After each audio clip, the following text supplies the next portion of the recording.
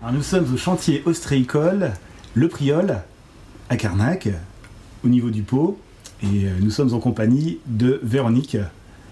Merci de nous accueillir, Véronique. Déjà la première question, vous qui êtes ostréicultrice, comment ça va? Bah écoutez, on fait aller.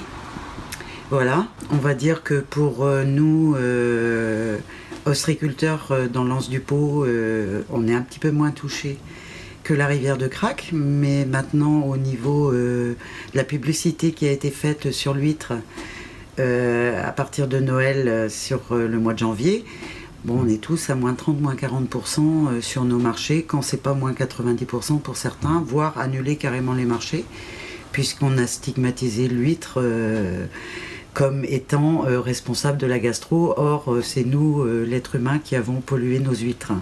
Nous nous polluons nous-mêmes.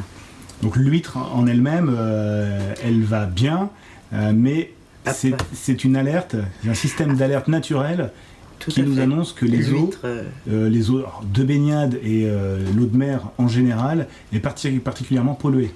Tout à fait, c'est-à-dire que c'est pas que le milieu soit pollué, c'est des choses qui sont exceptionnelles.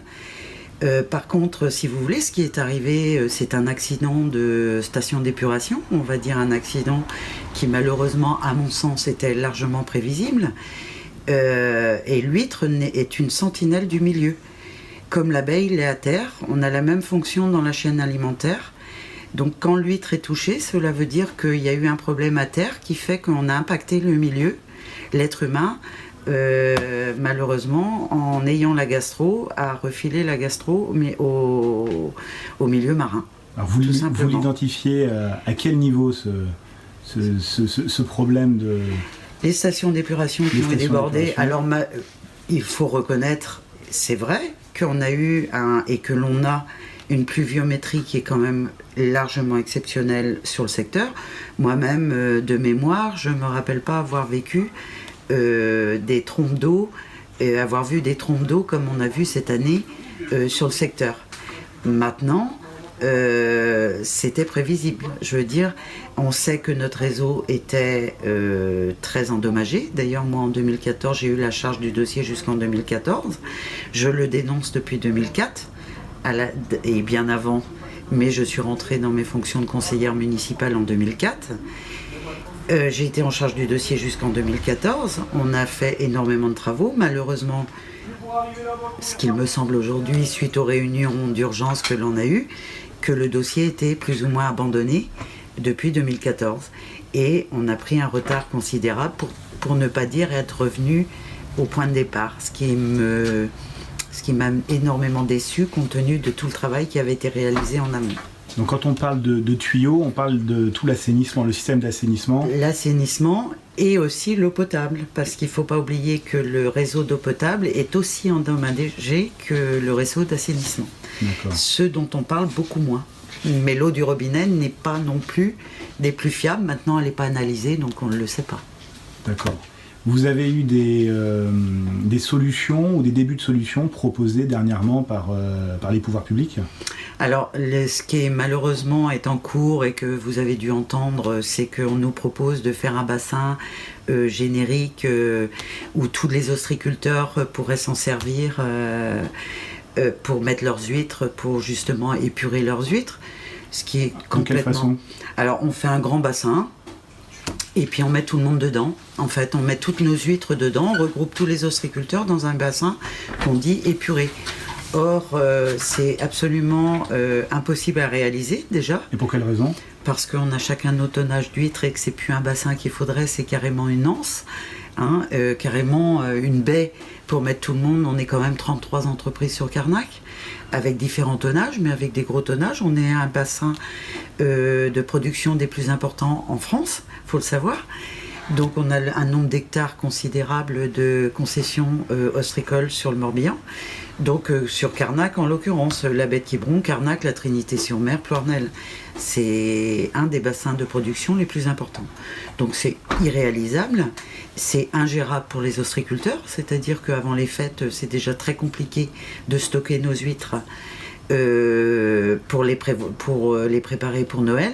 Mais là, si tout le monde se regroupe en même temps, c'est carrément impossible. Et au niveau sanitaire, les vétérinaires, c'est impossible aussi, puisqu'il faut savoir qu'on a un numéro sanitaire, une carte d'identité, et que là, si on est tous dans le même bassin, pour les vétérinaires, c'est impossible à gérer. Donc on a des numéros de l'eau, on a un suivi de l'eau, enfin on est très, très contrôlé. Et nous, justement, le suivi de nos lots sont réalisés. Donc c'est impossible à mettre en place. Par contre, nous, les ostréiculteurs, on a proposé au préfet, vu que nous avons déjà toutes nos installations, de nous fournir des aides pour nous, justement, mettre ce système d'épuration qui sont encore en expérimentation, qui ne sont pas encore validés par les pouvoirs publics, mais qui existent déjà, que plusieurs entreprises ont déjà expérimenté, et de les mettre chacun chez soi. On a déjà les structures pour les recevoir, et à ce moment-là, oui, ça serait possible de le mettre en place dans l'urgence. Maintenant, nous, ostréiculteurs, ce qu'on a peur, c'est qu'à partir du moment où on nous met toutes ces structures pour nous permettre d'épurer l'eau et nos produits, on se donne, au niveau des pouvoirs politiques, le droit à polluer. Parce que la solution, elle peut être dans l'urgence, mais en tous les cas, ce n'est pas une solution pérenne. Nous, ce qu'on veut, c'est un milieu sain. D'accord, et pour arriver à ce milieu sain, il faut continuer de changer des tuyaux. Ce que j'ai fait, moi, pendant 10 ans à la mairie, changer des tuyaux et arrêter surtout de donner des permis de construire en mettant la charrue avant les bœufs. Là, aujourd'hui, vous nous parlez tous de logements et autres. Je suis entièrement d'accord qu'il nous faut des logements, et pour les jeunes de Carnac en priorité, et de tous les coins des communes littorales, je suis entièrement d'accord avec vous. Mais de faire les logements avant de faire la réfection de nos réseaux, c'est de mettre la charrue avant les bœufs, comme disait mon grand-père. Et là, on va à la catastrophe, c'est ceux qui arrivent aujourd'hui. Donc pour vous, l'idée d'avoir des bassins d'épuration individuels pour chaque ostréiculteur, c'est simplement un pansement, mais ce n'est pas régler le problème à la base. Nous sommes d'accord, ça peut être quelque chose de temporaire, mais ça ne peut absolument pas être une fin en soi. C'est-à-dire que parce que nous, ostréiculteurs, bien entendu, ça réglera une partie de nos problèmes, entre guillemets, mais le droit d'avoir de l'eau propre, c'est le droit de tout à chacun. Et vous, comme moi, quand vous allez vous baigner et que vous avalez la tasse, vous n'avez pas envie de choper la gastro. Donc vos enfants non plus. Et c'est ce que j'ai martelé pendant 10 ans. L'eau doit être propre pour tout le monde, pas que pour les ostréiculteurs. Nous ne sommes que des sentinelles. Merci Véronique, en tout cas de nous avoir accueillis ici. Les huîtres, elles sont bonnes, hein. Ah ben oui, elles sont bonnes. Donc, heureusement, et on en mange tous les jours, et ça nous fait tenir le coup contre tous les virus.